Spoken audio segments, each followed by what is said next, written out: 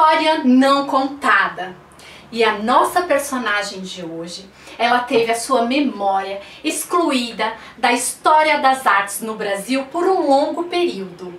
Ela se chama Julieta de França, uma grande escultora que nasceu em Belém do Pará em 1872. Ela era filha de um maestro chamado Joaquim Pinto de França e Idalina Pinto de França.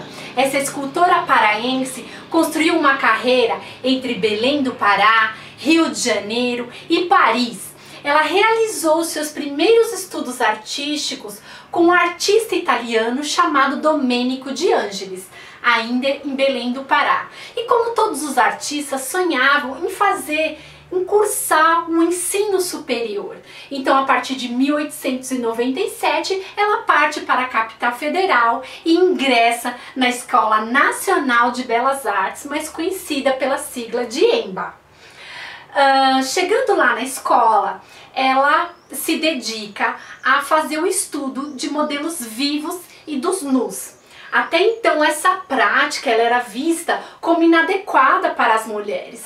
Não se considerava aceitável que elas fossem expostas a corpos despidos. E o caso das escultoras em relação às mulheres pintoras era mais dramático ainda. Porque até então, se dedicar à escultura, isso era considerado uma tarefa para os homens, uma tarefa masculina, porque eram os homens que possuíam a força física, o vigor, enquanto a mulher era naturalmente frágil, delicada. Então essa foi uma ousadia de Julieta, do qual ela enfrentou um grande tabu social que era muito arraigado na sociedade daquele período. Também vale a gente lembrar que nesta época as mulheres eram excluídas de uma sólida formação artística e do sistema de exibição e premiações organizados pela academia. As artistas elas eram vistas somente como amadoras. E esta palavra amadora tinha uma conotação bastante negativa. É como se elas, no pensamento da época, fossem frívolas, fúteis, como se os homens é que fizessem uma arte séria, que as mulheres elas não tinham profissionalismo, que elas possuíam um desconhecimento técnico. Então, sempre inferiorizando o trabalho dessas mulheres. Vai ser somente a partir da República é que as mulheres vão ter acesso aos cursos superiores. Até então, no período imperial, elas não eram aceitas. Julieta foi a primeira artista do sexo feminino a cursar aulas de modelo vivo. Em 1900, ela foi a primeira mulher a conquistar o prêmio de viagem ao exterior, tão sonhado por aqueles alunos artistas, que era concluir os seus estudos, se aperfeiçoar na Europa, na Itália, especificamente na França. Esse foi um grande marco para sua carreira. Lá na França, ela vai estudar na Académie Julian e ao longo do ano de 1902, ela estuda no Instituto Rodin. E lá ela vai ter aula com o braço direito, que era um professor chamado Antoine Bourdelle. Então ela estuda com ele. Esse professor, ele era ele é quem dava as aulas para o público feminino. Essa academia ela já estava um pouco mais à frente aqui do Brasil, já aceitava as mulheres em seus estudos, e lá ela vai estudar em Paris durante o período de 5 anos.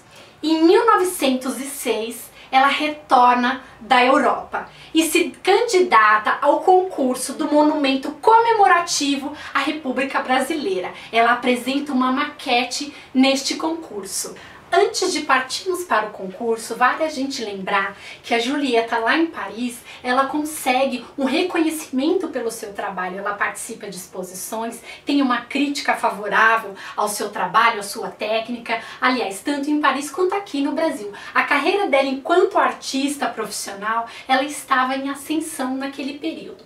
Pois bem, ela pega sua maquete, participa do concurso e a comissão julgadora, que era presidida pelo diretor da Academia de Belas Artes, Rodolfo Bernadelli, que também era um artista extremamente renomado, reconhecido com uma carreira consolidada aqui no Brasil, ela vai ser desclassificada do concurso. A sua obra não vai ser considerada até então, e aí Julieta, numa atitude bastante ousada e também de confronto, afrontosa ela foi.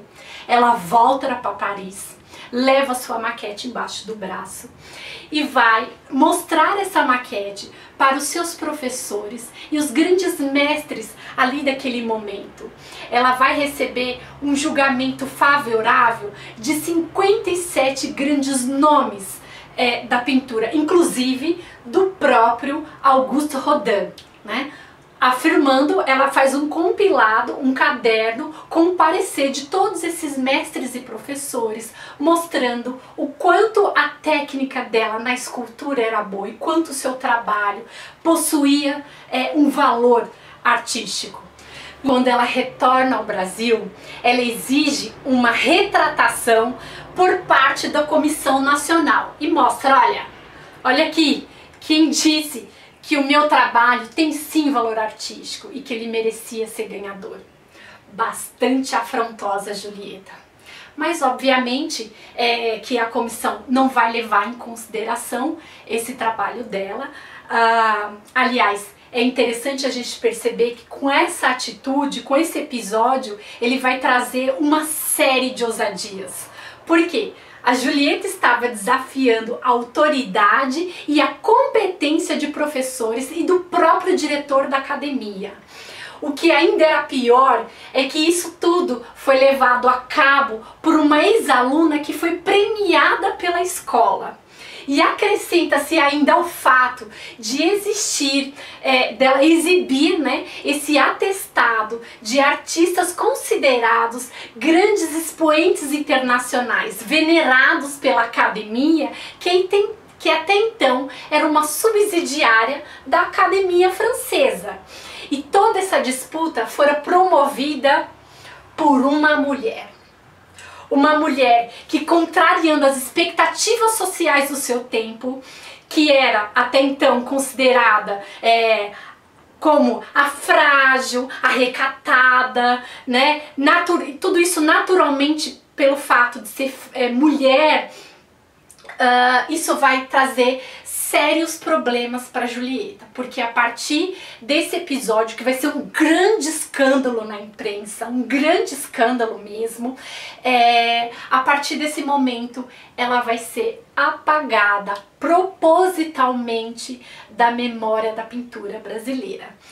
A imprensa vai parar de noticiar os seus trabalhos, ela não vai mais expor nos salões há décadas, e ela fica esquecida. Ela vai voltar para Belém do Pará e lá ela vai ter um reconhecimento somente regional ali de quem gostava e de quem fazia encomendas dos seus trabalhos. Em 1912, ela vai esculpir um busto em homenagem ao Barão do Rio Branco, o qual será patrocinado pela Prefeitura de Belém do Pará. E em 1920, ela foi aprovada no concurso como professora de modelagem no Instituto de Surdos e Mudos do Rio de Janeiro. Então ela vai ser esquecida e vai passar o restante da sua carreira enquanto profissional dando aulas, mas sem aquele reconhecimento do público que é tão almejado pelos artistas. Em 1951 ela vai falecer e a sua história ela vai ser só retomada e recontada nos tempos atuais a partir de um diário, de uma espécie de livro que ela deixa, que tinha o título como Lembranças da Minha Carreira Artística. Então uma grande pesquisadora brasileira vai retomar todo esse material e fazer uma belíssima pesquisa a respeito dessa grande mulher, dessa grande escultora que é uma inspiração para todas nós. Espero que vocês tenham gostado de conhecer um pouquinho da trajetória da Julieta de França. Eu agradeço a todos vocês por estarem comigo aqui até o final. E como sempre, eu peço para vocês me darem aquele joinha. Se vocês gostaram desse vídeo, compartilhe com seus amigos. Deixem o comentário de vocês. Podem deixar críticas, sugestões. Eu quero cada vez mais melhorar o meu trabalho. Por isso eu conto com a ajuda de vocês. Muito obrigada e tchau!